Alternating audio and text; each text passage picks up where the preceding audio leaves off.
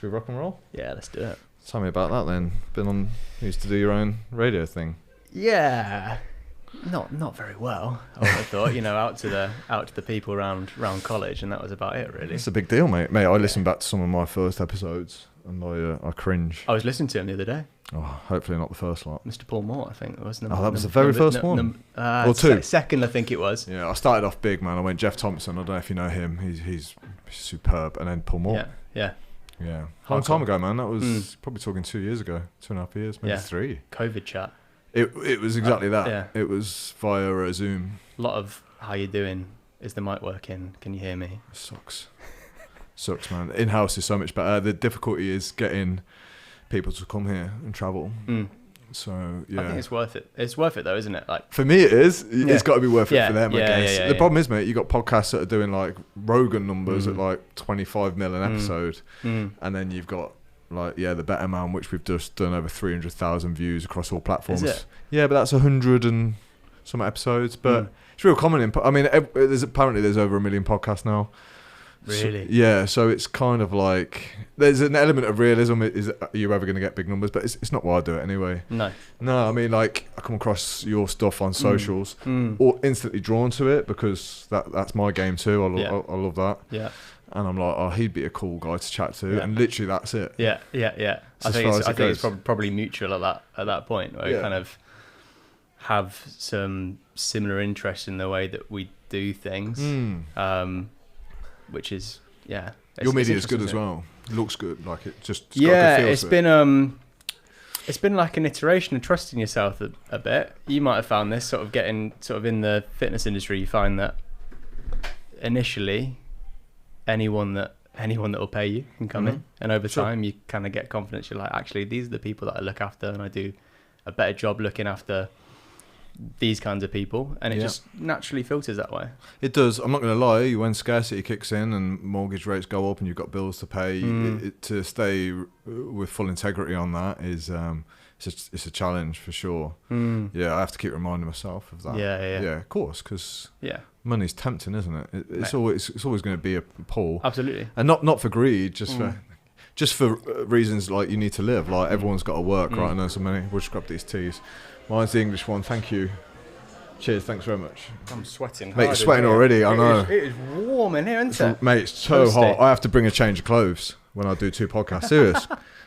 Because I can put the fan on, but all you hear throughout the podcast is the fan. Yeah. So I like what you're putting out. I like that you talk about lifting heavy weights. It's something I just love it. I just friggin' love going in that gym and lifting heavy weights. Yeah. I just know the benefit to it. It just feels like it's good for you, right? It feels like you can fix a lot through it for yourself. I don't know whether, I don't know whether it's necessarily the right way all the time, but why not? If it opens up the chat to be able to look a bit more deeply at stuff, then fucking crack on. Is that what you've noticed, that guys come and lift weights with you? It's good, it feels good, and then I don't know, community is built, conversations are built off the back of that. Maybe some problems are solved. Trust, huge for guys for sure. Especially if I find a lot of the guys, particularly that I work with, they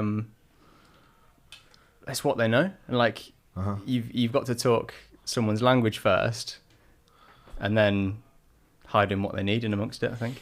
Yeah, you're so right. Especially on the front end of social media, I'm constantly caught in this thing, mate. I don't know whether you are. Of like, I kind of know that it's much deeper than training, what you benefit from it. Yeah. But when I start using language like that, I think I turn a lot of guys off.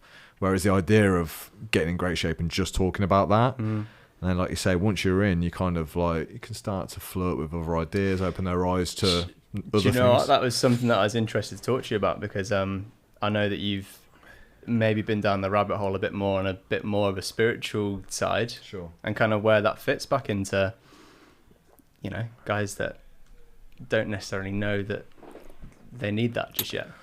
Yeah. And my gateway is always, you're hot enough in here, right? I know, do you reckon you'll survive the 90? It's 4 minutes in, bro. We got this. We got this. Just don't watch it. Just listen. Yeah, and that's where my journey started. Though I think the physical body is always a good gateway into more, because once you get a handle of that, it's a great feeling. You know, you're strong, you look good, you feel good, you eat well. You kind of just are organically led down a path of further development, and there's only so much you can do with your body, right? Like you know, yeah, you might be able to get a bit stronger, but it's not all about that. So there becomes, well, where else can I get stronger in my life? Mentally, my relationships, do they need a bit of work? The answer is always yes. Yeah, you fix it the way that you know how, right? Yeah, which usually is rinse and repeat for a lot of people. So it's the same. And then it's when you get there and you're like, okay, well now it is under control, but it's not quite. There's still something there that's not been fixed is the wrong word, because I think when you start going down that game, it can be. Sure. That's when you can freak yourself out a little bit. Yeah. And how old are you, man? 28. 28. How long have you been training? Since I was about 16. Right, cool. So 12 years in, I've been training, I don't know, 20 years or whatever. Even though we've trained for that long, like, there's still an element of reality where you have to get up and train like you did 12 years ago. You don't just get fit and then go, right, I've completed the mission. Like, you have to continually do the things that got you there. You have to eat well. You have to train. Complacency is something I see all the time in my own life, in clients' lives. In fact, it almost gets worse and weirder as you go in some ways, because it can be the thing that has been on lock for a long time, that then it can be the first thing to go as you get busier, or especially if you work on something for yourself or have your own business or are that way inclined, it's the first thing to go, do you know what, I could do without that 40 minutes hour today. Sure. Comes out your diary, you do that for a week or a couple of weeks, and then wonder why you're not getting as much done. Yeah, it's usually the first thing to go for busy business owners and driven men, for sure, until they get fat again and the pain comes back. Yeah. Once the pain goes, it's hard for a lot of men to find reasons to keep training. Yeah. Which is why I think community is good. You know, if you become part of something, it's more fun. Because the pain, like I say, is usually the driver for a lot of guys. You know, I don't look good, I don't feel good, I'm looking in the mirror, I don't like what I see. And then all of a sudden you do, and it's like, well, the thing that motivated me is now gone. So it's like, well, what can motivate me now that the pain's gone? So I think being part of like part of something that's bigger. Yeah, for sure. Absolutely. Is it just men that you train? It's not exclusively. Actually, saying that, since I've kind of leaned more into like a big kind of rebrand and trying to be more direct, if anything, I've had a few girls come on board, and I'd say that the girls that do, they're fairly driven as well. Dude, girls are savages when they train. Absolute savages. And they're just like, can I do more? Yeah. I'm like, I mean, if you want, but we could do without it for now. I could just do if like you just smashing what you're doing. I say that's the hardest thing training women for me. I don't know about you. It's getting them to take the rest periods. It's getting them to stop. You've done enough. Like, we're trying to get you stronger. We don't want you to necessarily go to you can't frigging do another rep on. Women just seem to have that, like, right, I'm so busy, but when I'm here, I want to forget everything. Yeah. I'm going to flip that switch and I'm going to go like full in, like beast mode type thing. Yeah. It's impressive. It's really impressive. I find it fascinating. I would say I generally find it harder to coach women because I've never been one. Not yet, anyway. It's not. It's not. It's not. Change in 5 seconds. It's not in the plan for this year, but who knows? Yeah. Who knows? Never say never. And it's an interesting. It's a completely different psychology a lot of the time, compared to the guys where you kind of talk their language a little bit. You get them moving, you get them out of the head and into their body, and then they stay for the rest of it. They stay for the community side of it, which is it's been hugely like. That's what I want to do more of. Sure. Like, way more of. I don't know whether your style of coaching, but I like to take the piss out of the guys, like in a playful banter way. With women, I'm never quite sure where the line is, and I often overstep it and then find out by someone bursting into tears or calling me a fucking idiot and then storming off. That's exactly it. I think over time I've generally ended up not coaching those kind of girls. They don't end up making it as far as us having even a conversation, which is good. Like, because especially when you, like, the worry would be, so every 6 months I run like an immersive in-person day, which means that like all of my clients, wherever they're from, can all kind of come together and realize that they might all be from different walks of life, but have a lot of similarities in kind of the journey that they're on together. And it's a really good way just to, just throw heavy shit around and get to know each other, to be honest. And I think previously my worry has been, if I was to do that, you've got some personalities in there that are just gonna clash, and are gonna be, you don't want to be managing that when you're trying to manage like, how can everyone get the most out of this? Whereas when you're working with people one-to-one, it's all about what precisely do they need on the day. Okay, everybody might do a deadlift in some form, but it looks completely different for everybody. And it's the same when you're talking about their mental health. It's the same when you're talking about their nutrition. So it's interesting, like putting it into a group setting, and it'd be hard if there were too many kind of personality types, I think. I don't know. Well, I think it's called, picking your niche. Who do you want to work with? And I think that's the way that you eliminate people that might cry if you take the piss out of them, or people that might want to drink alcohol every night, and you're saying, well, actually, that's kind of not what we do here. Yeah. It's a difficult thing as a business owner or as a PT and a coach to have the strength to say that, where you go out your way to push some people away. Do you know what I mean? Yeah. You've got to continuously, but you've got to know who you want to train. You've got to know what your message is, and then you've got to consistently put that out on your platforms, I think. And I find the more that I've done that, the more I've enjoyed my work. Sure, man. Makes sense. And then you start to gain trust in it. You're like, okay, I think I might be onto something here. Yeah. This might work. Yeah. It's hard work though, right? I mean, I'm only seeing your work now. I mean, I don't know what it was like 3 years ago or where you were 4 or 5 years ago. I was employed a year ago. Well, what were you doing? I took an employed coaching role for a little while. I was at a gym in town here, coaching for myself. And then kind of moved away from that and just needed to take some time away from being in this area. Okay. And previously to that, I managed a gym. I managed like the fitness side of a gym for a private members club. So it was like completely different to, coming into a gym where you pay your rent and kind of do your thing, as I am now, which I love. And it's the first time where like, not only is the business mine, but it feels like I can put my own flair on my own journey so far, but also have come into the industry through not a sports science degree as well, which means that I find that it's an interesting position to coach people from. That's not it's not like completely strength and conditioning kind of based, where I don't want people to get bored. I want people to have like a fucking good time whilst they train, especially if it's early doors. Like the most important thing is getting people to show up, right? Yeah, compliance. And having buy-in and trust with people. And then after that, you get them in. You're like, okay, cool. How can we start to hide in some of the stuff that we could do with you doing? We always used to have a saying back at the studio that I set up was, we'll give the clients what they need and a bit of what they want. Yeah. Because what they want might not be what they need. You don't know it, right? So some clients just love to be thrashed, like burpees and all that. Like, that's not my style of training. Yeah. I'm like, actually, you need to slow down and get a bit stronger. Yeah. But to convince someone of that, what do you mean fat loss? Fat loss, I've got to go running, I've got to jump around, I've got to go mental. And I'm like, okay, well, I'll tell you what, we'll do some Tabata at the end. Yeah. 8 rounds, you'll go fucking nuts. But the rest of the time, we're going to lift some weights. Yeah. And it helps the more evidence you've got. So if you've got like a row of results and go, look at this result, look at that result. That's how they did it. Yeah. So that's helpful. But that takes time too. And you've got to be a good trainer to get those results. Yeah. I think backing yourself, you become better at backing yourself with it, right? Sure. And also understanding what people need. Like if some people, they just want to be thrashed, well, I can make that happen, but it be a lot less intensity as to what you're used to throwing at it at the same time as well, which is I find fascinating, especially with online based clients where you're not necessarily seeing them move and you're in person with them all the time and getting hands on with them, and you get them in person, you just show them a few things with their program and they're, oh shit, that's how I'm meant to be. That's how I'm meant to feel after that set. I'm struggling with the online, I'm not going to lie. Yeah. Is most of your business in person? No, it's all online. Is it? It's online. So our previous gym owner sold up, transferred online, because I wanted this lifestyle where I could go and live anywhere and do anything. Yeah.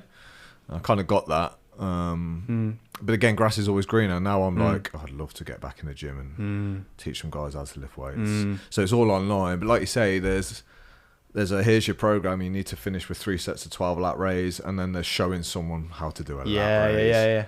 Completely different. And showing right? someone how to hold and keep a stable position to be able to do that from. I think you can, if you're not careful, you can then go down the rabbit hole of like full biomechanics wizardry and geekery and scare people off a little bit. Like sometimes I've got a few guys at the moment where we're really working on sort of energy production, and so I'm putting them into sort of full body training for the first time ever, because they're just used to being like, right, chest on a Monday, it's chest on a Wednesday, it's chest on a Friday, and so I've been able to like hide in a bit of that. So I'm like, Friday, just go and fuck it up in there. Yeah. Have a good time. Do what you want to do. I'll give you a few things. You go and do that. But the rest of the week, can you tick off this stuff? Mm-hmm. And you watch their metrics and fitness change for it. Is that through online systems? Yeah. Or? Yeah. Okay. Yeah.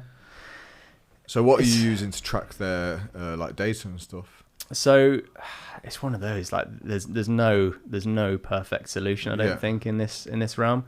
I use an app called Trainerize, which is one of the bigger companies, which just means that like it doesn't crash as often. Right. The user experience for the guys on the other end is not too bad. You tried True Coach? I have. So I used to be a True Coach guy, but I didn't like. I've never been the kind of guy to say on a Monday you must do this, on a Tuesday you must do this, and having to program in a calendar works really well for me. But the app on the other end is not great. It's not a very good platform with that. I find it really difficult. Like you say, you have to set what days they do things on. What if they can't do it on that day? And it's all complicated.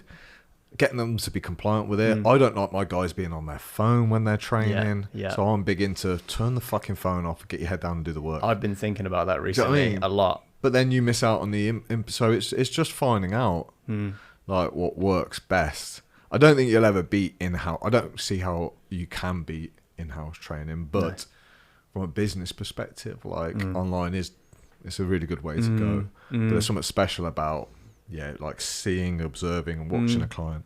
Because I trained with a client of mine last week for the first time, and just the way he stood when he was doing exercises was just all out. You know, I'm like, dude, like you're off balance. Yeah. The exercise, you're not going to do it right because you're not even standing right. Yeah. And it didn't even occur into his head. Yeah. But then I thought, well, no one's taught him this, so it's those things you miss online, right? Yeah. And even if it's almost worse if someone's naturally if you're coaching people online, they've probably trained before. It's really hard if they haven't. I think they need virtually impossible if they haven't, right? And so, but sometimes it's even worse because they've also. It'll be 6 months before they say, you do know my shoulder hurts every time I do that. And then you train with them, you see them do it once, you drop their shoulders a little bit and incline dumbbell press, and they're like, oh, it's fixed. Do you not think sometimes some guys who have trained are worse because they've got themselves into like some diabolical habits?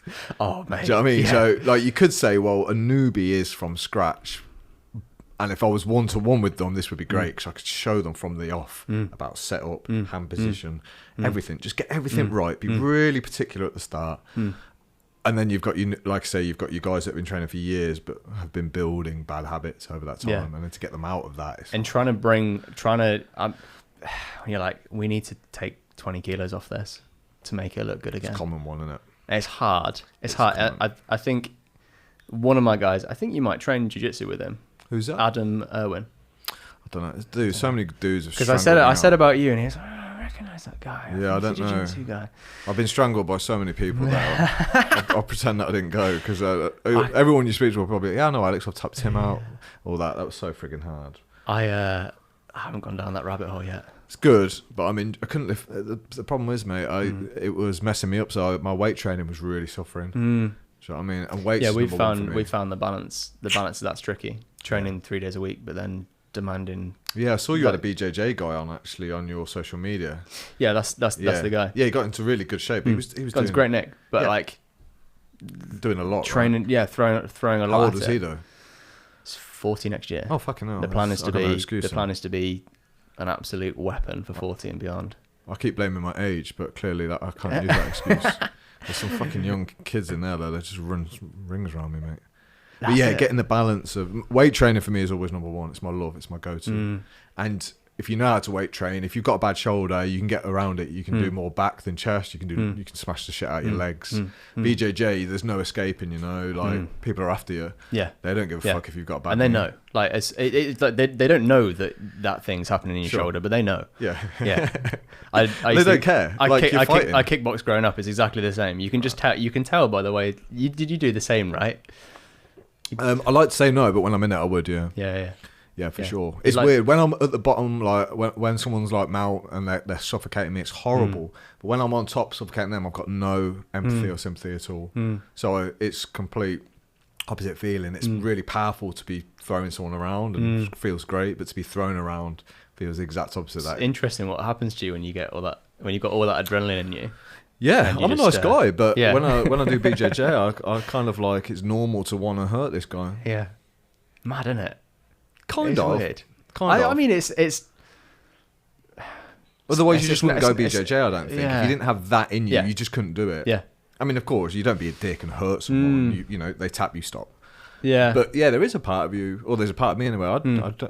I keep fighting until I can't fight anymore.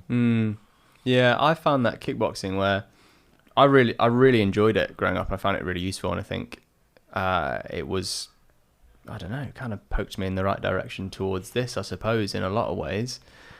But it wasn't till I properly watched.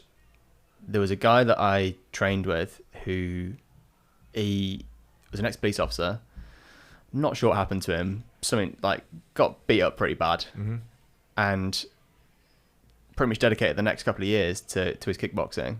Got his black belt, and the last thing he wanted to do is he wanted to fight, and he definitely wasn't a fighter.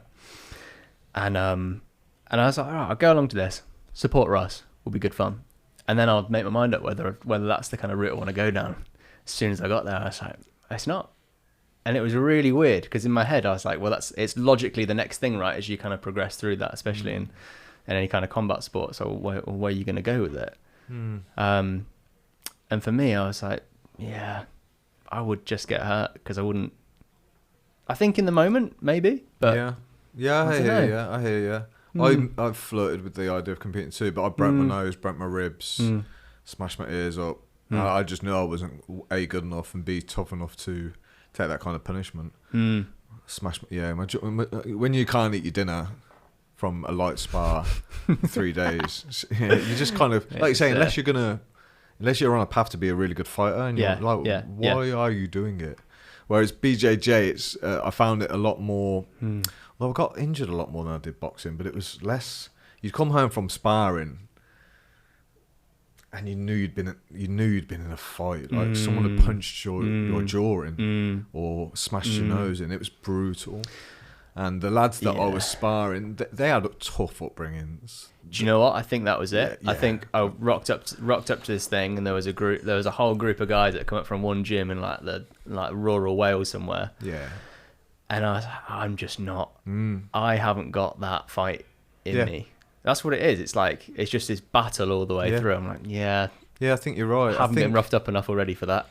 Yeah, I think there's it doesn't mean that you can't get stronger as a man, but I think there's, like you take a Mike Tyson, for example, you're not going to be able to replicate his upbringing. You know, he was knocking grown men out when he was like 13, 14. And, you know, he was just, those guys are different breeds. You know? And if you've been brought up in comfort. Yeah. Everything's pointing in the right direction for long enough for it to happen, right? Yeah. So the balance between weight training and combat, I've found quite difficult personally. I don't think I've trained many people. Usually people pick one that they prefer and end up going all on it. My thing has always been body comp. I think it's so easy to get stronger and leaner. I just can't. Yeah, I mean, isn't it? Do you know what? It's my specialist skill in life is Me too. dropping 15 kilos pretty fast. And I've done that so many times and getting strong. Yeah, because the biggest mistake I see guys make is when they go on a cut or they try and get lean, they just go into like body pump mode.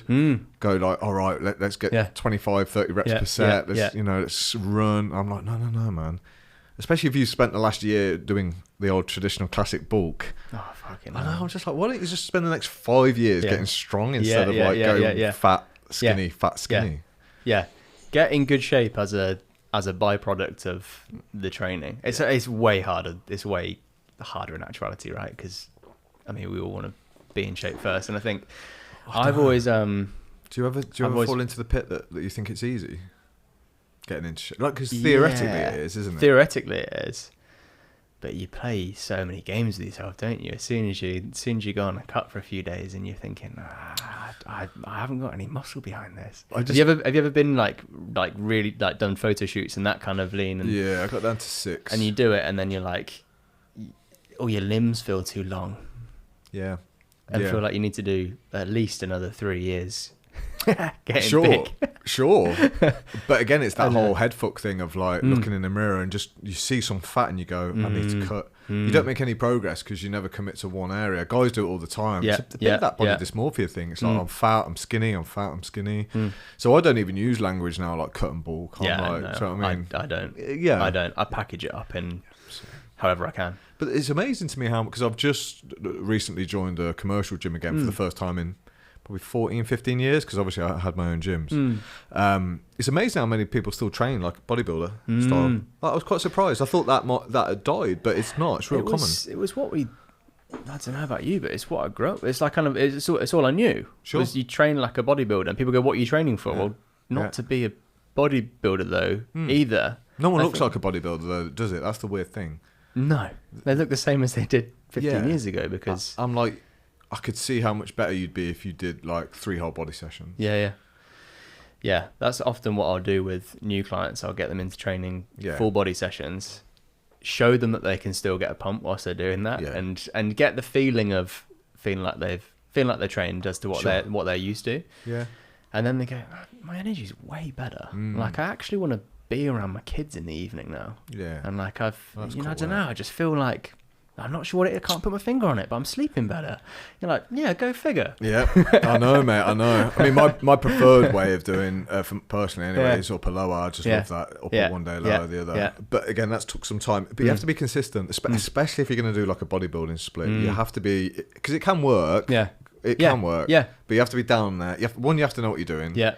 Because some people do chest day and they never train chest at all. You know, their shoulders are like rounding in, all sorts. I had this recently with a guy, young guy that I've started coaching, and he kind of grew up powerlifting. So like as we were just saying, we grew up purely watching bodybuilders training like that, and he's been powerlifting since he was like 14, so he's really strong. And I said, what do you want to work on? He's like, well, I don't feel my chest in.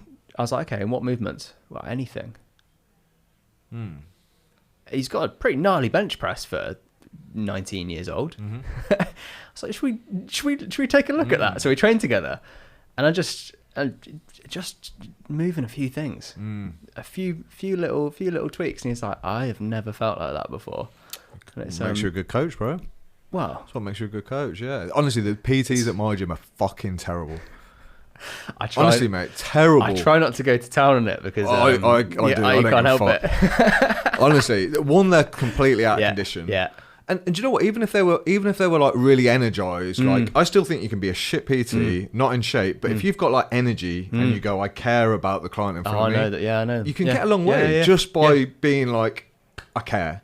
They don't even give a fuck. The busiest PT in the gym is the PT that knows everyone's name, right? Yeah, that nice guy that shakes everyone's hand. Yeah. It's not my natural set point. It's just not my natural set point, is being in the gym all the time, being a fucking nuisance. I've got to like remind myself to do it. It's like, if you want to meet anyone, you've got to start doing a little bit of that. You got to maybe. You've got to do a bit of mixing and stuff. You got to remember, you're always on you know, when you're teaching, you're always on the stage. You know, people are watching. So, you know, if I watch these trainers and they're honestly, mate, they're staring at their phones. Part of me is like, Alex, it's nothing to do with you. Just stay out of it. And part of me wants to go up to them and go, what the fuck are you doing? I still got that PT in me. Well, I want people to have. I feel bad for the clients. That's what it is. I feel bad for the clients that it's not going to stick. And you know that as a good PT, you know that client is not going to get any results. So they're either going to keep spending the money. Some of them like the PTs, so they stay, or you just know they're going to quit because nothing has changed. I've been coming to the gym for a year, and you're still the fucking same. You have PT 3 times a week. Yeah, what's going on? Yeah. And I can't. I struggle to deal with those clients as well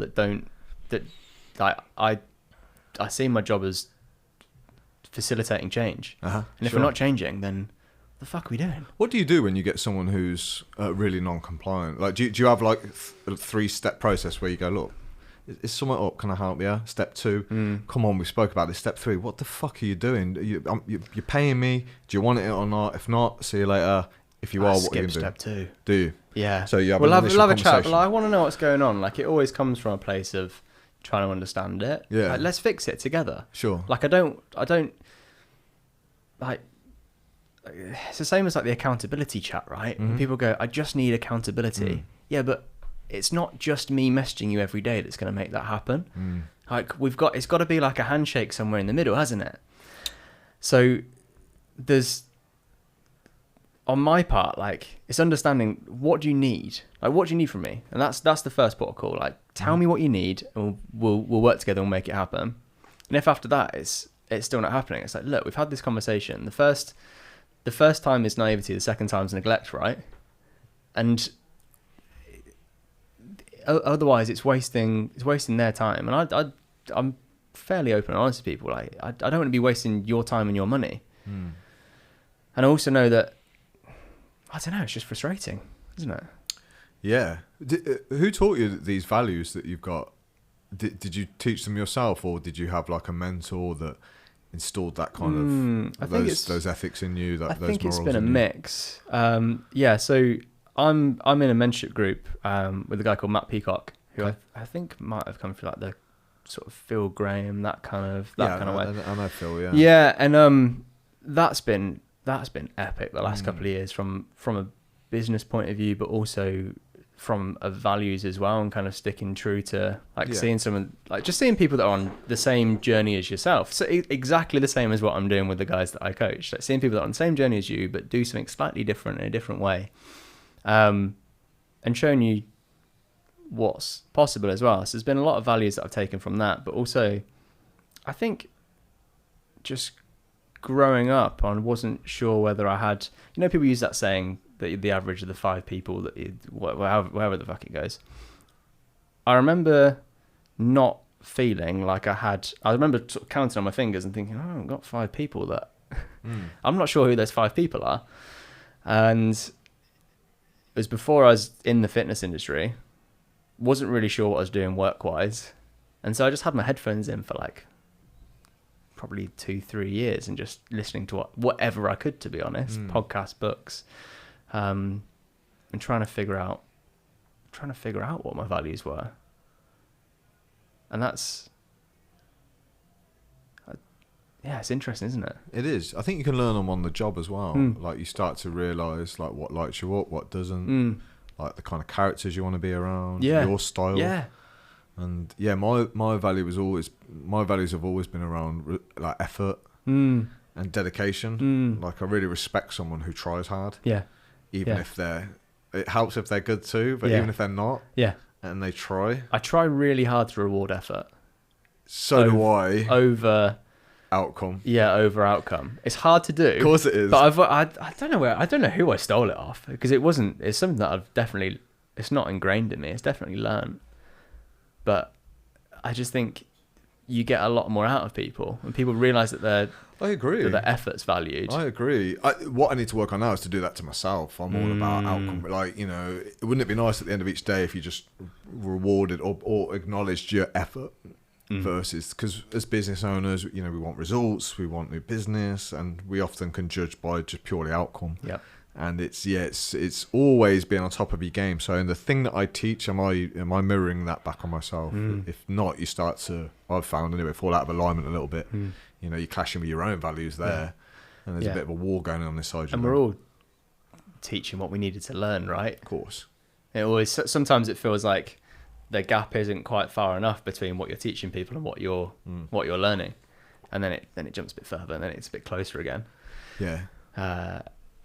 I tussle with that a lot, especially kind of getting to the end of the day and you're looking at the list that you said you was going to get done, and it's not done, and it's like, it's not going to get done from the start. But you don't set yourself up well to have that conversation of, oh, fuck, I should have done more today. So is it just what? you in your business? Yeah, okay. Are you finding any like, oh my God, I've got so many plates to spin, I've got so many hats to wear? Are you finding any of that yet? Or are you like, that's all under control? I think I've probably found it in the last couple of months.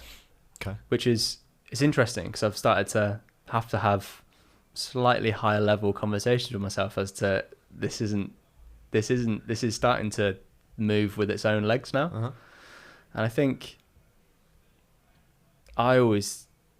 my mentality is I will physically fucking drag it into place, and I haven't really fully got my head around what happens once it's in place and it starts to move a bit. Yeah, okay. The same with clients. Like I've been really bad for just trying to drag people to somewhere. Like exactly as I've said, like there needs to be personal responsibility, but then my tendency is, well, I'll get them there. Mm-hmm. And you just can't fix people. No, no. You can't. No, you're right. I think there's some teaching points around that as well, to be able to learn myself, but then to be able to teach that on. And maybe it's something that needs to be taught really early on with everyone who comes through and I work with. That. Yeah, I think you're raising a really good point. Phil Graham was probably the best one at helping me work that out about before you take anyone's money, say, this is what I expect. These are the rules. Before you pay, you understand, right? Yeah. And you're going to play by them. Yeah. Because then you've had that. Yeah. It's different to like me taking your money and going, Harry, right, it's $2,000 for the year. I'm gonna train you to get in good shape. And then you give me the money and I go, right, now that I've got the money, you need to know that you've got to do this, this and this. And you go, really? Yeah. Fuck it, I'm not prepared to do that. And it's like, whoa. Then you get like this energy that just isn't in alignment. I think it's hard, isn't it? Because as we were saying earlier, the tendency can be to, when you first start, you're like, I just work with anyone, and you'll say anything for someone to get in the room with you, and you get, because you're like, I know once you're here, you're gonna love it. Yeah. And it's not enough. But I think as a new trainer, I think there's almost a good argument to say you should do that. And then you'll learn who is a pain in the ass, who generally just is stuck and needs more support, who's a great fit. Do you know what I mean? So I had an open diary, dude. I was like, I will train anyone at any fucking time. Yeah. First thing in the morning, last thing at night, middle of the day. Yeah. Here's my diary. And I would train anyone. Yeah. And I think it was one of the best things. It's great, isn't it? Yeah, you got to do it, man. You got to work hard. I really enjoyed it when I took that employed role last year. I still get on with the guys at that gym really well. It's like small group personal training. They are fucking good at what they do. Yeah. Like, where is that? Can I ask? In Deddington, so over Banbury Way, our place. They've got two gyms, Deddington and Kidlington, and it's a great way to learn. Just throw as much at me as possible. And that was when I officially was like, right, this coaching stuff, I'm gonna properly give this a whirl. When I left sort of managing a space, and I just knew that I needed to throw as much at it as possible, just as many hours at it as possible. Yeah. So whether that was an employed role that I took in Leamington here, and then a Women's Place in Deddington, I just coached anyone who wants it. But I had a really good understanding as to, like, it was the first time I properly learnt that some things won't look the same on different people, and that is okay. Yeah, for sure. Like, there's some people's deadlifts that I would not necessarily put on my Instagram, but I know that they're creating tension, and I know that everything's moving well, and I know that it's like, that's a beautiful deadlift for them. Yeah. But fuck me, it's not for Instagram. Okay. So you fully self-employed now? Yeah. Yeah, wow. Yeah. How are you finding the journey, man? Yeah, I love it. Yeah. I love it. Sometimes I wonder whether there's a bit of me that needs someone to tell me what to do at times. Yeah, for sure. And I think that I've started to find my way in that through, whether it's through mentorships or through working with other people. And I think as soon as you stop doing that, you stop growing, don't you? So. Yeah, I don't think you can just go self-employed and then everything's on you. Yeah, I'll just make it up as I go along. Yeah, that way. It's not. I've always performed well under guidance from. I love wiser elders. I really do love people that have been there, done it. Today, for example, there's something going on here at 3. The guy who runs this place, I just know he's the kind of guy you're going to learn from. Yeah.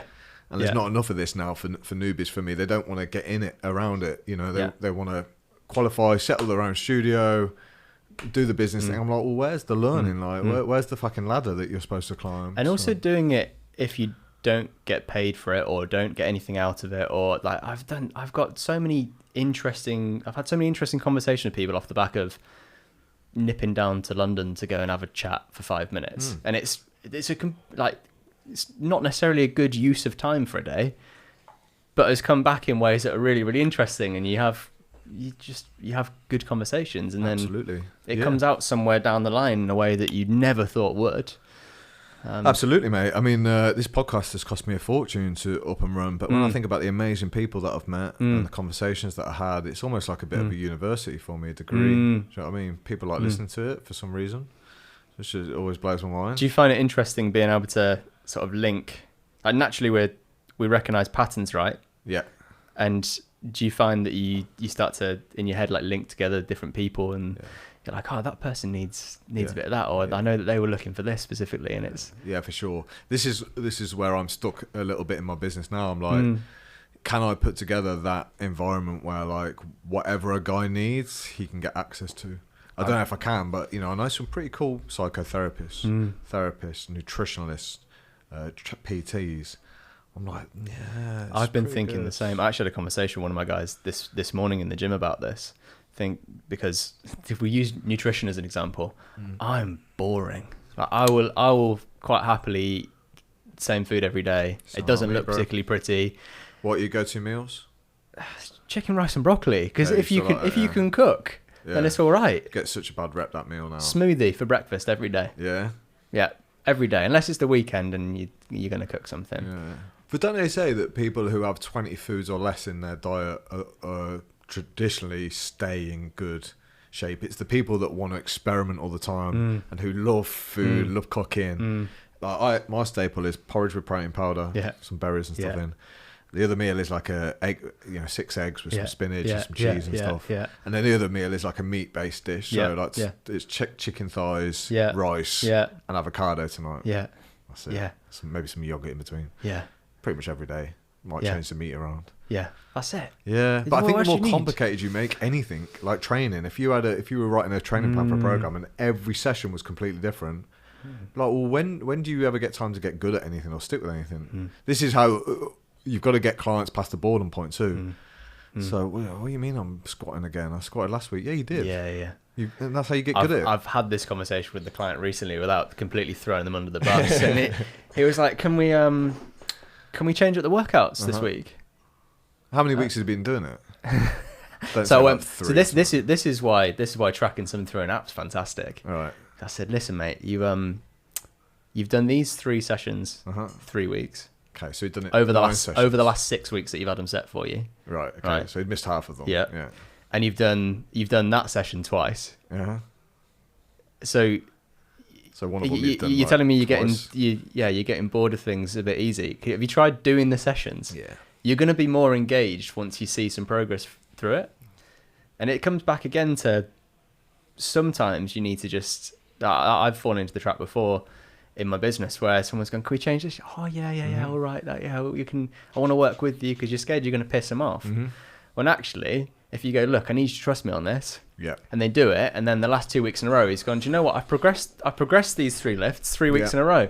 No shit. Yeah. Do you know who Gordon Greenhorn is? Yeah. So some people fucking can't stand that guy, and some people like him. He did my program for me for 2 years. It's the most boring, dull program I've ever had. I was fucking shredded. I was strong as fuck. I looked great. But I must admit, it was boring. The amount of like stiff-legged deadlifts, squats, bench, and maybe a row. That was it, man. Slight variations on the exercises. And then at the end, you do your 3 sets of barbell curls, some push downs. I'm bad for even on sort of in like the YouTube game, watching people like Jeff Nippard and stuff like that, where they've just trained very specifically and a lot for a long time. Nothing's changed that much, and that's kind of it. But you're watching it, you're like, where's the thing? But what isn't boring is progress and being strong and looking great. That's not boring. You could argue that the process might be slightly boring, but to notice yourself. But this is where I think one-to-one coaching really comes in, because if you can make someone better, like that's the addictive process for them. Do you know what I mean? So they become technically better, therefore then they start to become stronger. and therefore, fucking hell, they've noticed that all of a sudden they've got like 220s on each side for squat. Yeah. It's a big deal, when you're a guy who can squat really with nice, good form, a good 100 kilo squat or whatever it is, or even better bench. You get you guys hitting 100 kg. Yes. It's just good, isn't it? Yeah. And that is so fucking rewarding. Yeah. And then you look at the process and you go, yeah, it wasn't boring after all. Yeah. Look what it got me. Same with gaining muscle, isn't it? Without just eating and getting fat and then having to repeat the process. Sure. As we're saying, you just end up spiraling with it. Yeah. I think being able to keep people on track, it's way easier in person. It is way easier in person. I think there's a bit of in person in my business for a while longer yet. Yeah. And I think rather than coming away from it, as seems to be the trendy thing, I completely get it. I think it looks like more social. Make it more community focused. I think it's heading that way, for sure. Although paradoxically it's heading online, but I think more people will now start to want to go towards what you're talking about. No ambitions to get a studio yourself? Thought about it. You always think anywhere you walk into, you go, do you know what, I could do this. Yeah. But I looked at it, and you end up spending a lot of money to then find yourself in the same position or managing people. And I was really lucky with my first kind of introduction working in the fitness industry was for a members club called Soho Farmhouse down like Chipping Norton way. Yeah. And I was like, where's a great place to go work in a gym and get my feet in whilst I do my qualifications and stuff.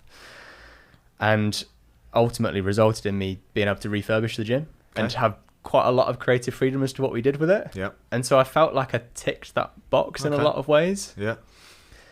Which that's kind of scratched the itch for me, I think. Okay, Here's how I'd do it now if I had to do it again.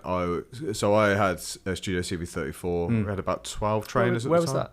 In Warwick. Just purely personal training. But we were doing 125 PT sessions a week. Damn. It was big.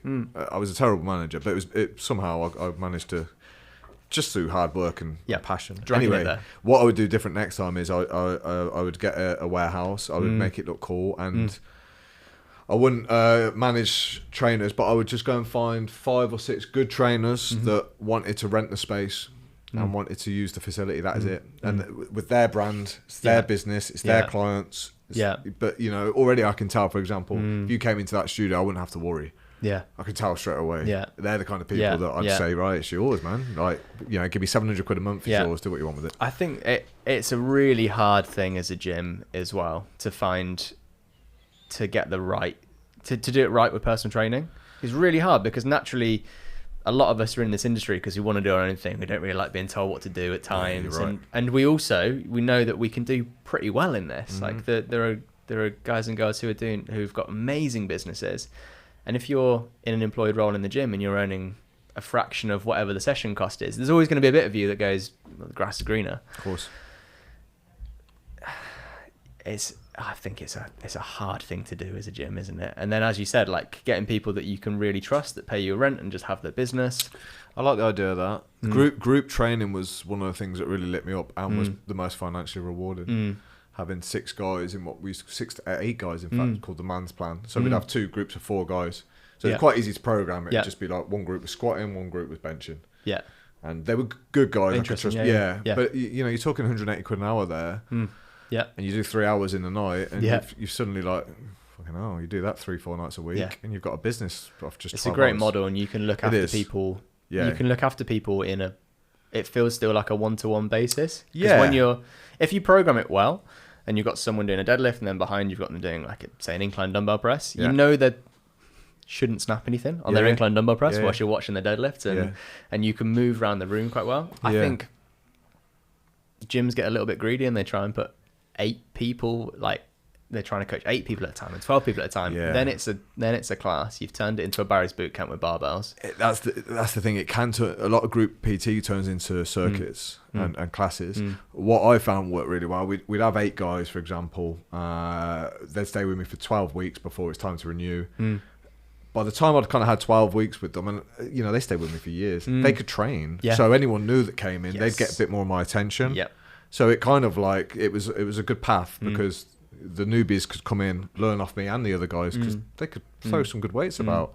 So it's kind of a nice structured way. Like you come in, you start at the bottom, you climb to the top just through practice. But that was very samey. You know, I had a very small place that I did it from, but it worked. To do it again. Yeah, you tempted. But I know that I'm not going to chuck 50k into and the whole headache of planning. Planning's a nightmare.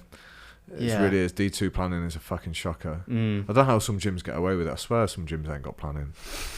I'm like, how the fuck? Because I know a lot about the planning. I got turned away a lot. I was like, how did you get that? Yeah. How am I deadlifting 3 floors up? Yeah, I know. How's so that? that's what people just go, let's put a gym here. Let's put a gym here. And if anyone checks, we'll figure out at the time. I would be, if there was 4 trainers that I knew that were good and they said, look, you know, do you want to rent this off me or do you want to come in? I would look at it for sure. I think it would be awesome. It would be class. Somewhere around here. I can't get it out of my head. There's a bit of me that's like, yeah, I could do it. And you naturally... Well, you could. I think the problem that... You could do it. I can tell straight away. Mate, I've known so many trainers. I know within 30 minutes whether you love the business or not. Do you know what? That was the reason why... It was the reason why I went into coaching, because I did this gym and then realised that the gym wasn't the important thing. It was now we'd open this gym and... The head of wellness for the company was based out in New York, between New York and LA. Okay. And so they had very different ideas as to Cotswold. I always use the example of like Jenny with one knee who just needs somewhere to go for 4 hours in a day. Yeah. It's very different aspirations. So we kind of had somewhere in between. Like I was really happy with the gym, but also they were really happy with the gym. And then you have the first 3 people come in, they go, I hate it. Right. You've made like the darkest, most like ugly place, all these climbing frames. And I was like, oh no, what have we done here? And I'd been there like 4 days on the trot without sleep. And the first conversation was, I hate it. Wow. And so I realized that actually it was nothing to do with the gym that we refurbed. It was all to do with how we make these people space again. Sure. The gym's fascinating for that. You'll have had this where you coach people who they are an absolute killer in whatever they do for a living. You get them into the gym and they're terrified and often angry as well. Something's in like the kettlebells aren't in the place where they were last week. I'm like, why the fuck isn't it? Like, what's going on? Like, who's changed this place and stuff? And it's because they're out of their comfort zone. Sure. Yeah, absolutely. So interesting. I still like the old meathead gyms that was friendly with, like, if I set up a gym now, it would have chains, it would have just dumbbells, barbells, nothing fancy. Like sled, do you know what I mean? Just some basic stuff. I just love that. But then I get carried away and go, and I'd put like a plunge pool in there because I know the importance of voice. But I get carried away, and all of a sudden it's this like fucking like you've spent $500,000 quid. 20,000 square foot luxurious fucking facility that anyone can come to. I've done it on paper a few times, obviously not very well, but just you have. Yeah, well, this is the kit that I need, and if I'm gonna do it, I'm not just gonna have anything. I'm gonna have what we need. But mate, I made most of my money when I was 25, 26 in the smallest studio that I owned. It was tiny. Yeah. But people loved it. People would train in the corridors from classes. Here's me thinking, this is so unprofessional. They fucking loved it. They'd go out together and socialise. They become like really good friends. But the trainers were right. They had energy, and everyone loved the trainers that were there. Yeah, and that's what they came for. Yeah, they put on a fun, good class. Yeah. It was old school, we were outside in the summer, like doing walking lunges and all that kind of shit. But people loved it. How do you create that online? Well, we meet, even the online people we meet here, so they come from all over the UK, but I don't think you can. I don't think you can replicate it. I call it the glue that holds us together. So we try and do as many events as we can. So we try and do an event a month. We climb a mountain or jump in some cold water. So there is that holds us together. But I don't know. I always feel like the longevity of an online client is definitely not as long as an in-house client. No. Because you can't form. Like even this conversation we're having now, it's pretty cool, right? Yeah. You don't even get the chance to do that sometimes with an online client. No. However, they might see it as incredible value. Paul Mort said to me, I'll never forget this. I was like, Paul, I'm worried. I don't think I'm giving enough value to my clients. He was like, Alex, you don't get to fucking decide what value is. They do. If they keep paying you, to them it might be, Harry sent me a message. He gives a fuck. Yeah. And to you, it's just a message. And you're like, but I can help this guy more. Yeah. But it's just that message might be like, okay, someone's watching me. I think the magic is having the systems in your business to have everyone feel like they're getting that value at different levels. So you're ticking as many boxes as you can for as many people. And ultimately, you're still going to have people that go, I don't feel like I'm getting enough from this, and that's fine. Sure. It's part of it, isn't it? What's your biggest headache with online training? Don't know at the moment. I think it is the lack of contact with some people. The people that get the guys and girls that get the most out of it are the ones that they're just active. They're just active, whether that's just dropping me a message to let me know how they've got on with something, or when they are struggling, or whether that's in the group as well, sort of using the kind of group comms to be able to just drop a question in there. And it can be something really simple, and just teaching people to ask really good questions. Yeah. Well, yeah, getting people to ask is one skill, because some people, I don't know why they don't ask more. And I've looked at myself and made sure that I'm not making it difficult. I don't think I am. But I often find the best results come from the guys that I coach the least, because I'm not chasing them. I'm not nagging them. Like, they want to do it, and they'll only come to me if they need to. Yeah. So you might not speak to them for a month. Yeah. But they're fucking happy, because their chest is a bit bigger, and they can see a little bit of abs. Sometimes it feels like it comes a bit too easy. Yeah, I'm like, you're like, how are you getting on? They're like, oh, amazing, I'm loving it. Had a guy who started last week, and he's exactly like that. He's like, I've never trained this hard. Like, you've trained for 15 years, mate. What have you been up to? I thought all your stuff was in house. No. Yeah, I thought you that's what you did in like trainer. So that's what, in person. Yeah.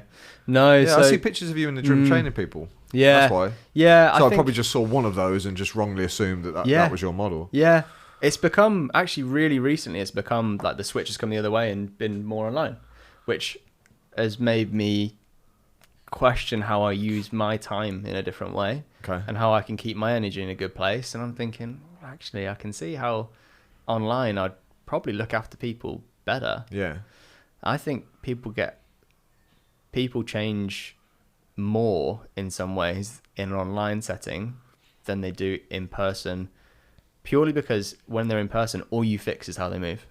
All you get a chance to fix, because you've got 3 hours a week with them. And so all you talk about how's your nutrition gone this week, but that's as deep as it goes. That's a good point. You don't get a chance to hang out on some metrics and stuff and really look into stuff. And I still get everyone to track things on a Google sheet.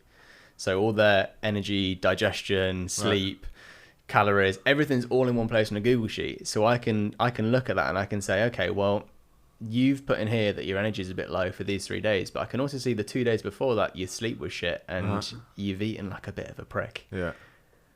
And you can show people. How many people show you that they've eaten like a prick though? Like, people always go missing on food diaries when they've binged or and they're a bit shit. Yeah. It's very, very rare. I think there was a stat that came out once. It was like 97% of food diaries are inaccurate. Yeah. And I know that to be true. Yeah.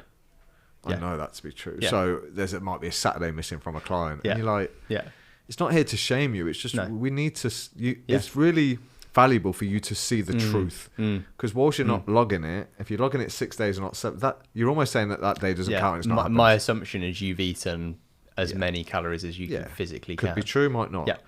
But when it's down in black and white, it becomes real. And then you have to look at that monster and go, I'm out of fucking control. I'm a binge eater. It's hard. Sure, it's hard. But that's why you should do it, right? Yeah, and it's always when someone's in a dieting phase as well, and you're like, okay, 1,600 calories it is. I'm not losing weight on 1,600 calories. Something's going on here, mate, isn't it? And then I always find that then that's a conversation where you have that in person. Like, listen, mate. Yeah, something's. You are not defying the laws of thermodynamics here. Like, something's going on. Yeah, and they go, do you know what? I haven't. Yeah, actually. And then the problem's not the problem. Is you then kind of get the rest of the spiel with it, which is amazing. And then you're like, cool. Yeah. Let's look at that. Let's just get you eating like a human again. Yeah. Let's focus on you eating like proper meals again. And then we'll revisit this down the line. Yeah, denial's quite strong, you know. Some people, like I had one guy, lovely guy, but he forgot to, I didn't forget. All of it alcohol. He didn't put any alcohol in. So I think he believed that that's what his calorie intake was when I knew that it was nothing. And then he said, oh, well, I'm not recording booze. I'm like, okay, right, we've got a bit of a problem here. Little things, subconscious habits, like picking food off your kids' plates, just picking food out the fridge.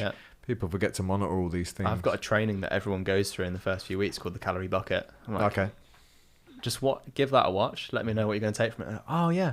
I have been cooking everything in butter and oil and not been tracking it. Okay, well. That's another common one, right? Yeah. No oil. Like, what else have you been adding to your food? Because I'm looking at my fitness pal and it looks boring. Yeah. Like, oh yeah, mayonnaise. Yeah. Lots of it. Yeah. Well, that's where I'm with your method of like, especially at the start, just have maybe 2 breakfasts, 2 lunches, and maybe 3 or 4 evening meals that you've already pre-programmed, so you know it's 800 calories, you know it's 40 grams of protein, and just pick one, just for the first few weeks. Yeah. Because that first few weeks is important, right? You want your client to get momentum, you want them to see a little bit of progression, so they go, this works. And then the better you become at that, you can start branching out a little bit. But when there's too many loose guidelines and you can give your clients too much to move into, they can fuck up more. Yeah. You kind of want to give them something as compliant as possible, as easy as possible. Do you know what I mean? That's why I don't really care what they do at the gym sometimes. I'm just like, just go 3 times, eat this, and give yourself a massive tap on the back. Yeah. And we'll get you better over time. But if you don't go, you can't fucking get better. Yeah, I think you can go down the rabbit hole with programming, right? And you can create the most beautiful programming for someone. And if they don't do it, it still doesn't count. To be honest, if you get in the gym 3 times this week, that is huge. I'm with you, man. Let's do that, and then what do you want to do after that? Yeah, I'll hide in the cardio. I'll hide in the stuff that you need to do to feel better. Yeah, I'll find a way to do it. Yeah, and again, it creates buy-in. It creates people feeling like they're progressing towards something. If we can just get that, I know they're in. Yeah, it's interesting though. If we did bench, bent over row, chin ups and dips, right? Yeah. Me and you could make that pretty horrendous, right? Yeah. But if you don't know how to do the exercises, it almost feels easy. You know, when you see someone doing a really poor form bent over row and you kind of, you're not making it that hard. You're not doing it properly. So therefore, it feels like a really weak workout. Do you know what I mean? Because you're not performing the exercises properly. Yeah. Your back's doing nothing. You're just kind of moving this thing from A to B. Yeah. So yeah, of course it's. So again, there's real skill. Like weightlifting is a bit of an art, and I don't say this to put people off, but I think it's well worth spending the time creating the skill of weightlifting, not just following the program. Like you've got to want to get better at weightlifting. Yes. You can't just assume that a bench press is like pushing this thing above your chest. Yeah. Which most people do, right? They just fucking however. Yeah. Get it from A to B. You get it from A to B. Yeah. When there's a lot of things to a bench press, from the way that your feet sit, to your hand position, to your lower spine, to your head position. But it's amazing when you get hands on with someone they've benched for years, and then you add like 10 kilos to it straight away. Yeah, it's cool, because you just fix a few things. Yeah. Like, how'd you do that? It's just like, just actually got you creating some stability before you lifted it? Absolutely, man. Yeah, it's just little things. The setup's so important. I always talk about setup. You should always have like a routine setup. I always get my clients to talk to themselves like, right, are my feet in a good position? What about my hands? You know, because you just see real common stuff like the left hand is in, the right hand is out, and you're like, dude, this is just like under the bar and go. Yeah, they just no. Like, whoa. Just, but again, I guess if you've never been taught, this is the kind of skills that you need to learn. So, what do you think the most common reason, like especially men, reach out to you and want to start your program? Like, yeah, we know they want to get in better shape, but have you noticed any underlying kind of patterns that you go, all these guys are struggling with this? Yeah, I think there's a feeling that they're capable of a bit more, but they're not entirely sure if they are or not. And they've often been in all right shape before, and it's not stuck around for whatever reason. Yeah. And they get to the age, most people call it an age thing, where I just don't feel like I'm made of magic and rubber anymore. And all they know is how to train like a bodybuilder as well. So if we can get them out of pain, I'm no physio, but if we can get them out of pain just moving really well. You mean physical pain? Yeah. Physical pain. Yeah. And just get them into their body and out of their heads a little bit. I think generally it's guys where everything, like all of the other life stuff has been ticked off a little bit in some ways. So from a business point of view, from a family point of view, I'm like, that stuff's great, but in the mix of it, I look like a sock full of custard. Right. And I know that's not all right because I have trained. Do you not think that kind of like spikes or starts or is the catalyst towards any like emotional pain? Yes. Like, do you feel like they're not going to express that to you, but like underneath that blob of custard or however you just described it is actually like, do you know what, I'm quite embarrassed and quite ashamed about how I feel. Yeah. about the respect I've got myself. Yeah. I went swimming the other day, mate. There was 3 guys in there with their t-shirts on, swimming. Yeah. Clearly just was so embarrassed to take their top off. And I'm like, I wonder if that's the underlying reason that people reach out to you. That Yeah, I think so. It's not uncommon for me to have an initial conversation with someone and there's a specific t-shirt or there's a specific jumper that used to fit and now there's not even able to put it on for knowing that it's not going to fit. Yeah. It's interesting, isn't Something's it? usually happened, hasn't it? Like you say, something like that. Something's like gone swimming. Yeah. And not until you've got the kid changed and then you're like, oh, shit, I'm meant to be going in as well. Yeah, for sure. All that kind of stuff. I think we all have a bit of it. Yeah. And I also think it's something that's useful. Check yourself on it. And then and then you're like, okay, cool. It is people change when it's a Tony Robbins thing, isn't it? When there's enough leverage. And it is that. Enough pain, yeah. Yeah, enough pain. What areas in your life do you feel like you might be capable of more that you're not doing? Or I think physically myself do as you? well. Yeah. What do you think that potential would look like? Maybe I've never done anything competitive with my fitness, particularly. Yeah. I quite like running for it. I don't really like running. I think it's like a cat, right? Like a dog. Just like a dog's gonna come and hang out with you, no matter what. Cat's the opposite. Yeah. Fucking hates you every single day. I fucking hate cats. And then one day they look at you like, you're all right, you are. And that's it. Yeah. Running's a bit like that. You've kind of got to like suck it up for long enough. You know what? I can't really argue with that. I know what you mean. Yeah. And then sometimes you go, do you know what? I feel like I'm better for that today. Yeah. So there's a couple of really dumb kind of running ideas I've got in my head. Like an ultra marathon in the Himalayas. There's a specific kind of, it's a thing. Yeah. There's definitely not many not Indian or Nepalese guys that do it. Okay. Yeah. Do you know what? I think that's good as well. It's credible for your business too. Yeah. To even if you experience one traumatic, challenging event where your skin on your feet is falling off. Yeah. You've had to have physical fitness, mental resilience. I think that's good.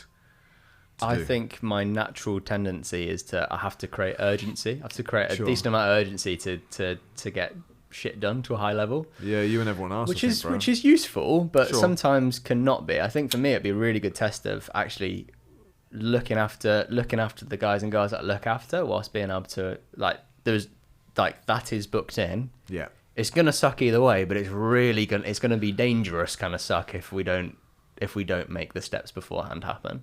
Yeah, I get you. Yeah, I think involving your clients in challenges is good, even if it's not the daddy challenge. It's do you know what I mean? That's why I kind of like to have physically demanding events for us, because the guys they shouldn't be turning up fat to these events or out of shape. No. And with 6 months' notice, you can start to train for it now. Yeah, we actually did this at the first lift and learn that I ran. Like, I just created the most gnarly workout. All these guys never met each other, split them into 2 teams, and just stuff like, we'll take all the plates from the gym, and you've got to get them to the other side of the gym. But it's after doing 250 calories on the air bike between you. Don't care how you split it up. You naturally see who the pecking order of the group and who and who rises to it and who kind of doesn't and stuff like that. It's fascinating. Yeah, those are salt bikes. In hindsight, I should have tested the workout ahead of time. Dude, I was halfway through, I was like, the amount of times I've done that as a trainer, I've been like, I think we'll just do this. Yeah. And then you do it and you're like, oh, it's a bit hard enough. I meant like 80 calories. Yeah, that assault bike is horrendous. The first time I experienced that, I went to Iceland for 6 weeks and did some training there. They've got a real good MMA system. Horrible though. Just they weren't very nice. The Icelandic lads are so fucking tough. Didn't give a fuck. I think because I was English, they really proper gave it to me. Yeah. But they had assault bikes there. They was just sickening. Yeah. Oh, disgusting. I don't think there's any better piece of kit to get on there. If I had to buy one piece of cardio kit, it would be the assault bike. Yeah, same. I don't even have to think about it. Same. Yeah, I won't mess around with treadmills and that. I'm like, you can fucking run outside, man. Treadmill, again, running is a whole rabbit hole to go down, isn't it? Sure. We had a group of us do Leamington Half back in the summer, which was amazing. Yeah, it was great and really awesome as a squad to do that and stuff. One of the hardest things I've found as a coach coaching people for that, whilst whatever their goals are on top of that. Because what I can throw at myself running, I could probably go and just naturally survive somewhere between a half marathon and a marathon without thinking about it too much. Okay, yeah. For some people, that is game over, and everyone finished it. It's just a lot. There's a lot of moving parts for a lot of people. Sure, you'd be surprised how much you can relate like weight training with intensity to the ability to run. Because when you do a proper leg session, like people talk about cardio, I'm like, listen, your heart rate's elevated right now. Like as far as I'm concerned, that's fucking cardio. You happen to be lifting fucking heavy weights too. Yeah. And I always notice that that's pretty much what running is. It's like, can you handle your heart rate being elevated for a period of time? So if you can do that in the gym, there is some crossover and transference over to that. It's most of how I'll program it, to be honest. Can you just, if you've got an Apple Watch or something, can you just check up on what your heart rate's doing and keep it around about this? Yeah. And people go, I never thought about that before. I just thought it's 5K, 10K or a half marathon. What's it going to be? Mm-hmm. No. Mm-hmm. You go out, if you could get 20 minutes done, your heart rate's around about this. Yeah. That would be good. Yeah. I like running because I think it clears people always say to me it's a bit like meditation, you know, it's really good for the head. They're outside. So I would never discourage someone from running. I just think if you want to get in great shape, and you're just running because you think it's the best calorie burner, and I would say no, don't do it for that reason. But if you genuinely love running, I would never discourage someone to run. My girlfriend will slam me for this because I'll never say yes to going for a run. And I go, I suppose maybe. Let's see what happens by the time we get around to Saturday, and maybe we'll go for a run. Yeah.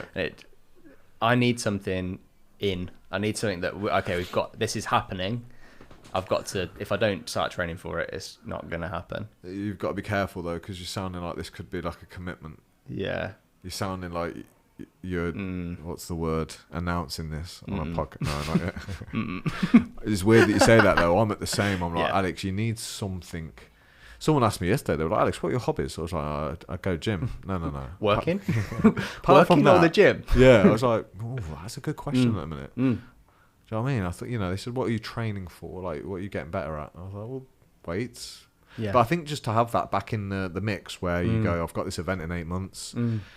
I need to train for it. I think might sharpen me up a bit too. Yeah. The thing that why I've avoided those just recently is I just love and can push myself in the gym naturally.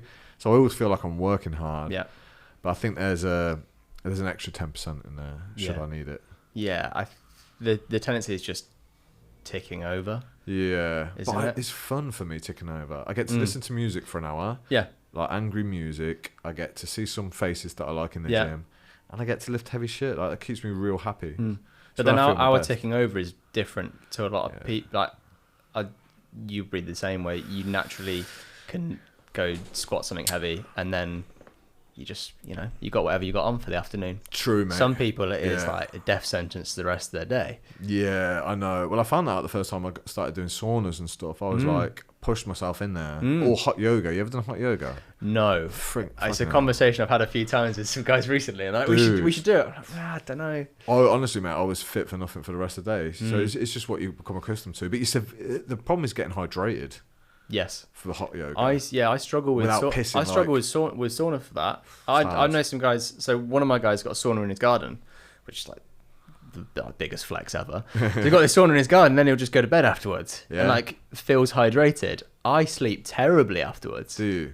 Because I can't rehydrate, and then if I do rehydrate, I'm up. Yeah. I'm up in the night. Well, I've become a fan of salt water lately. I'm drinking a lot of salt water. Never used to do that, but it just keeps being the thing now, and that hydrates me faster than. I went through a phase of that it must have been the first lockdown actually, with just like lemon and salt water first thing in the morning, pint of that. I think I read Aubrey Marcus's book. Okay, he's I cool, think that was what. I think that was what. I've noticed a difference. Yeah. And through training, so I go electrolytes through training now, electrolytes and creatine, and then salt before, and then, maybe another pint of salt water later in the afternoon. Because by 2 or 3 o'clock, I'm done, man. Like I could fall asleep, and I think I'm just a bit dehydrated. But like this podcast, for example, it's going to be 90 minutes. I don't want to be pissing for all of it. Yeah. That's the thing. So I did exactly the same this morning. I peaked early with caffeine and water, and I had to loop around the block. And it's a conversation ruiner. When you're sat there, you're like, I need to go for a piss. You're trying to listen to the person. Yeah, it's a conversation ruiner, man. Absolutely. So what's next for you, man? Like, obviously you got this great business. You're helping a lot of people. Like, what's the future looking like for you, or the short term at least? for the first time, I feel like I'm onto something with the guys and girls that I help. Yeah. And I just fucking love what I do. Yeah. Mate, it's so I'm a good to hear, nuisance to be around because I love what I do. I get on a call with someone who potentially might join us. I'm just like, I can't. Yeah. I know that I've got to come in here and like for the level that you need me at. But I'm fucking like, I'm buzzing. That's so cool. Though, we've got an event at the end of September, which will be our second event that we've run. It's like an immersive in-person day. So last time we call it Lift and Learn. Okay. So last time I did a sort of learning on stress management and allostatic load. Yeah. And then got everyone sort of out of their heads into their bodies, trained together, got to know each other, and threw them an ice bath at the end of it. Oh, amazing! Which is it's just great. Yeah. It's just great fun. So similar on that. Yeah, and just more of that, and kind of managed looking after myself at the same time. That's the plan. What do you do for that? So like, how do you do? Do you have like a self-care protocol? Like, do you have work hours? Or do you just fucking work when you can? Like, can you focus well? Peaks and troughs. And troughs. At the moment, it's not been so good. I'll be the first one to say that. Sometimes you teach things that you need. Yeah. And for me, it looks like even like the smallest commitment possible for me. At the moment, it's walking down, like just taking a little loop around the block, or walking down to the end of the garden and just like sitting, or I'm quite big for anchoring into music, so I'll just headphones in, change my energy for a couple of minutes and back in. What catches you out then, like throughout the week? Like, is it like you suddenly realise, shit, I've been on my laptop all day? Like, do you get caught out with the old Instagram? Mainly poor understanding of how long something's going to take. Yeah, I think that's what it is, right? That's like an hour task. It's not. It's a 3-hour task. I'm a dick, right? I had this because we have a Better Man journal. It's like, you know, what your key 3 priorities this week. One of mine was build a website. Oh, right? no. I know, mate. A fucking idiot. I should know better, right? So I was like, yeah, I'll build a website. No understanding whatsoever about how long that shit is going to take. Yeah. I think being able to audit things, especially within your business, and being like, am I paid to do this? Can I afford to pay someone else to do this? Therefore, I should probably pay someone else to do this. Yeah, but with websites and stuff, guess what? You pay a designer, they go, give me some copy. Yeah. Give me some imagery. Yeah. Do you know what I mean? So it's kind of like, even if you outsource everything, I'm going to end up doing this myself anyway. Do you know what I mean? So I pay someone to get it up, but now I've got to get all the trainings that we've done inside the Better Man on there. It's a big old boring task. But the new thing for that is content. It seems to be that, like, trying to, keep up with that. I fucking hate social media so much at the minute. I think there's a bit of me that's a bit of a show off. I quite like it, but You're good at it, I can hang out there too much. You're good at it. I just find it really noisy. I'm like, there's so much advice. So much advice. So I'll just maybe, like, because I post and ghost, so I don't have it on my phone. I install it, put what I've got to put on. I might have a few minutes. But because obviously I follow a lot of coaches, it's just coach after coach after coach giving advice. I'm like, this is a lot. And maybe it's just mine. I've got to remember that's my newsfeed and it's not everyone's. But I'm just being bombarded. And I understand it, but it's still confusing to me. I'm like, fucking hell. I find that I go through phases of struggling to know what to talk about. Of course. And you can get into the habit of looking at what everybody else is doing to find your next bit of content. Yeah. Which is and it can be inspiration too. Which is great. Yeah. But that's not what people are following you for, just to repurpose something else and make it more for the people that you want to attract or you currently look after. Yeah. So I find that actually being able to take some time away from everything is when I've noticed I've had my best ideas. And again, easier said than done, but even if it's 10 minutes in a day to... I'm with you on that one, mate. Loop around the block or sit in the sauna. Sauna's great for that. Yeah, I think asking yourself, what do I truly believe and what do I really want to say? Even and the hard thing is to have the courage to follow through with that, even if you know it won't be well received. So I'm on a bit of a mission at the minute, because mental health is huge at the minute. But I really don't think we help ourselves. And I think phrases like just be a man, like people say that's driven men to... I'm like, no, it hasn't. If you took away phrases like just man up, all these problems wouldn't be solved. There's a real reality of, like, at some point in your life as a man, you do have to step up and grow up and you have to take responsibility. So all these little things, I'm like, actually, our mental health would be much better if you fucking trained. Yep. You were disciplined. Yep. You weren't fucking lazy. Yep. You weren't slobbing about. And I'm not talking about people clinically depressed with, I'm talking about miserable men in the middle. Yeah. I'm like, actually, dude, there's way more that you can do than you think. Let's do this first and see how you feel. Is the conversation I have a lot. Mm-hmm. And but why would you? That's the thing. Why would if you're told that all you got to do is talk about it, then you feel better. Mm-hmm. Yeah. Today you might. Have you heard the cliche phrase like where focus goes, energy flows? Yeah, I just came back from UPW. So right, yeah, everyone says it, right? I thought Paul Moore invented it. It clearly didn't. Right? But that's the thing. If you keep putting your attention on your mental health, you can kind of talk yourself into feeling worse than you are. So on a physiological level, it's like you will feel better if you lift weights and get some fresh air. And we know this. But a lot of the people that I've sat opposite with, and they're smart as fuck, so it feels weird for me to debate them. I had a professor on the other week. Talking about responsibility and stuff.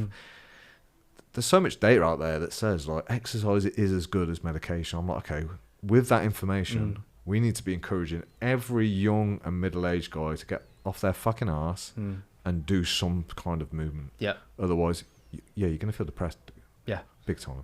Get out of your head and into your body. If you can do that, I feel, and you can make that a thing where you do it regularly. Doesn't have to be every day. For some people, they need a bit of something every day, and that's fine. I've actually got a lot better with clients at letting them train every day because I know that they're not putting 100% intensity into every day. Sure. And that's what they need. Yeah. And it means that then they feel like they can tackle the rest of the day. Yeah, I don't think there's anything wrong with training every day at all. It's a really interesting space at the moment between the hardcore just fucking do it guys and we need to take a step back, we need to look after ourselves. And I was having a conversation with one of my guys this morning about it, and he's in the military, and he's like on the offset potentially one of the people where it's like we'll just throw shit at it and we'll fix it. Yeah. Because that's how you've got to be in certain settings. Yeah. But then it isn't all that. It's really, I don't know. Well, I see it as the same message. So that, just go out and get it. Just means just go out and get exactly what the help you need. Just go out and have that difficult conversation with a therapist. Just go out and do the self-care. Just go out and do the things that you need to do. So I'm all for TLC too. Yeah. But the answer is still in action, isn't it? Yeah. Do you know what I mean? Like the worst thing I've ever done for my own mental health, and I still fall victim to this, is sit and overthink things. Yeah. And just think and think and think. When actually I'd be better off going for a walk right now, or you'll do it on long desk days where you sat there and you've been sat there 16 hours wondering why nothing's good coming out of your head anymore. Yep. It's because you've been sat there 16 hours. Yeah. I just know how hard it is to get yourself out of a deep rut. Yeah. It's difficult. Yeah.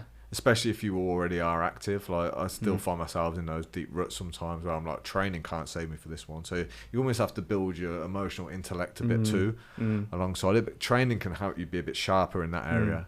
How did you find that initially? Was there like a point where where there must be a reason why? Yeah, like a personal reason why you're... Yeah, absolutely. I mean, I had a full-on fucking meltdown. Actually, my business was one of the things that kind of helped cause that. It was just frigging... Yeah. But it's difficult in our game because if you've got like personal shit going on, let's say you've had a relationship breakup and you're like fucking broken, and then you've got to come into work, put that face on. Or, do you know what I mean? It's quite difficult to manage. But if all of them are broken at the same time, your business is suffering because you're heartbroken, then financially stressed. Yeah. All of this, you can end up with a lot on your plate. Yeah. And that can be difficult to manage for sure. It's hard to help people where to start, and also for yourself as well, because you don't want to train, you don't want to go outside, you don't want to do the stuff, and you need to chase momentum more than progress in it. Don't you? Just chase doing this today, and we'll do it tomorrow, and then. Probably similar to having a podcast, right? You probably started out and you were like, I like the idea of this podcast stuff. And if you start out and you go, we're going to have these are the stats that are going to be in however long, you're destined to fail. Whereas if you go, look, we're going to do this for 6 months. Yep. And then we'll see how I feel about it. Yeah. And you have to you almost have to commit to a timeline first. Yeah, I think so. I think what saved me from that rut Although, and this isn't to say that I don't have them, but what really changed the game for me was like when I focused more on discipline rather than outcome. Yeah. So I would focus on the daily disciplines. Like, what am I doing each day? But it's quite hard for a guy to think so small. But you've got to have an understanding of that is the outcome. Yeah. What you do today. Yeah. Yeah. So it's trying to convince someone of that. Some guys feel relief when they hear that because they're like, oh, I haven't got to fix everything. I've just got to manage today. Yeah. It's a whole mix, man. It depends where you're at that time. You started off the podcast by pretty much saying, you kind of meet people where they're at and you've got to do that. But I still don't know if there's enough incentive for people to get off their ass. I think you can get by pretty well in life now without stepping outside. Yeah. It's set up society like that. So I just wonder why you would take the difficult path. Unless you're one of those guys, I want to grow, I want to learn, I want to develop. Not everyone does. And it's frustrating when, you can... We keep doing this because we know we can help people. Like, I know how you're going to feel if we work together. Yeah. But I can't make it happen just on my own. No, mate, no. It's so true. I mean... I kind of I overinvest in clients. I always have, but I'd rather over-invest than under-invest. I'm the same. So I'm willing to take some hits emotionally and frustrations. Like, there's a guy at the minute who I coach and I love him, but he's driving me fucking insane. I'm going to kill him. But I love him and I want him to do well. And I'm like, you're not fucking helping yourself. I'm the same, and you end up jumping on the phone with them. They feel better for that day. But it's... If I could nail one thing, I don't know what it would be for you. I'll ask you this one. For me, it would be something you just said about it doesn't matter how you feel. That like you don't want to train. Of course, you don't want to train. You don't want to go out. Of course. If I could install something in men, it would be to be able to get past that and not really kind of question how you feel too much and just set up the one or two things that you are going to do, regardless of how you feel. The amount of people that say, "I've just got no motivation. I just don't feel like it." I'm like, yeah. It's life. And the action will help your motivation. Not motivation will help action. Yeah. It's the other way around. Yeah. You'll get motivated when you're fucking capable and physically active. I think it's probably how we found training, wasn't it? Because you're like, okay, well, I don't know what else to do, but I quite like this. There's something in my day. I'm going to go to the gym today. And if you start that early enough, you've almost got a bit of a superpower in some ways to be able to do that. I think it's really hard to instill in someone because naturally we just want to fix everything straight away in ourselves. We're like, right, if I just throw everything at it, I fix everything all at the same time, the likelihood that you're not going to be able to do that and fail at doing it when you're going from 0 to 100 is so high, isn't it? If you go from 0 to 3 and you have a few days off that, then that's all right. We just went to 3. Like we can build that back up again. We can go from there. So it's a tricky one to teach. I think it really comes from being able to change your state. I think is an interesting one. I don't think I fully exhausted this when I threw all my guys in an ice bath. I don't think I really took the time to explain why we're doing this and really kind of emphasize how you feel afterwards. It's nothing to do with the ice. And it's become a really popular thing, but I don't care how you do that. For me, I'm able to do it with just like changing the playlist that I'm listening to, or just changing my gaze, like being able to look from laptop, especially if you're in here and you're sat on one of the kind of like bar seats and you've got your laptop this close to your face, just being able to look out and you can see as far as the trees out there. Just like, just change the way that I feel and recognize that. Yeah, absolutely. And get people, like, if you can get people a result early on, I think that's useful, isn't it? Yeah, usually compliance will be higher at the start if they're usually, just paid you, it's new, it's fresh. They're probably going to be at their most motivated then, I would think. Yeah. So you might want to. It's difficult. Some people just can't fail in that first week. You've just got to set them up to succeed, no matter how small. And some people, you get used to this. You go, I need to give this person some stuff to do. Yeah. And because they are ready to be busy. Yeah, they're ready. They're ready. Mate, this is a traditional one that I always ask everyone. What do you need to work on now to become what you would define a better man? I think becoming aware of my limitations at times and knowing what I need. Okay. And maybe changing the time horizon of things. So rather than thinking that I need all these things in place in the next year, like what's that based off? It's not based off anything apart from you struggle to keep goals in your head for long enough to think of them past.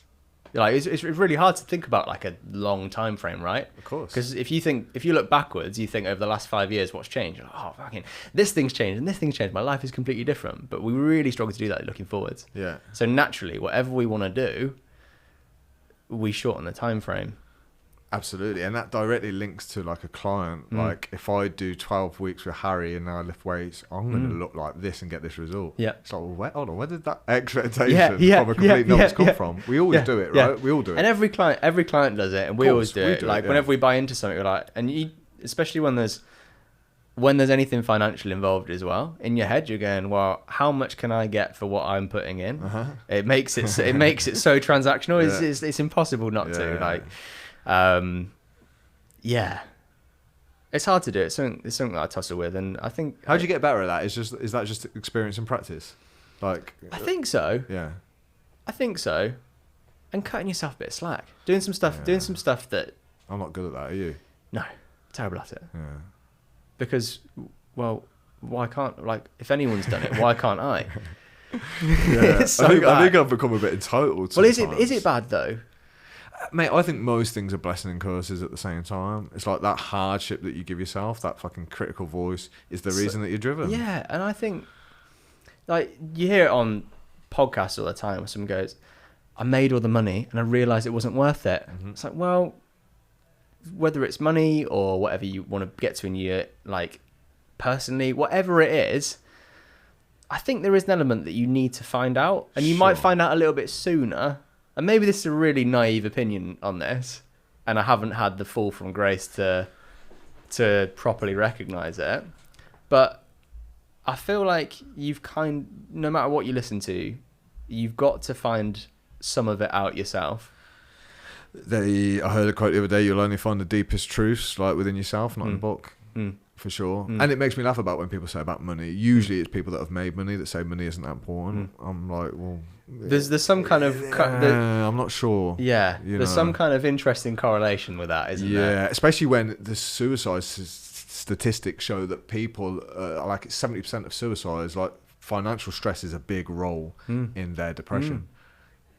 Yeah, so it is important. Like if you can't afford food and bills. Yeah, and you know what? Like, I think you need to get your needs met there first, and you watch how you show up better in your business, and you're able to take on things better, and you're able to back yourself that you're really fucking good at what you do. If you know that you've got your needs met first. Yeah, easier said than done. Again, something that I need to work on. But it's but I think the version that everyone then gets of you for it is a lot better. Absolutely, man. Listen, bro, we're getting booted out. Mate, I've had such good fun. Mate, I've enjoyed it. Enjoyed it. Honestly, mate, you're a smart motherfucker for 28. Trust me, you're really good at what you do. I can tell. I just love it. I know you do. I fucking love it. But that in itself is a USP. Like, if I placed you in the gym that I'm in, you'd crush it. Just through that attitude. I'm like, and that's I think that's no cost, man. That's where the pressure comes from, though. Yeah. That's where the pressure comes from. Yeah. So it's hard to say, but if like I feel like I can look after people. I can fucking help people. I can tell, man. I can tell. I need to go do it. Yeah, I'd have no hesitation in reaching out to you if I wanted some programming doing, because I already know that you're going to give a fuck about what happens to me and my results. So it's the biggest part of it. Mate, thank you. I had a blast. That was great. Thank you very much. Enjoy. Yeah, loved it. Cool. Loved it.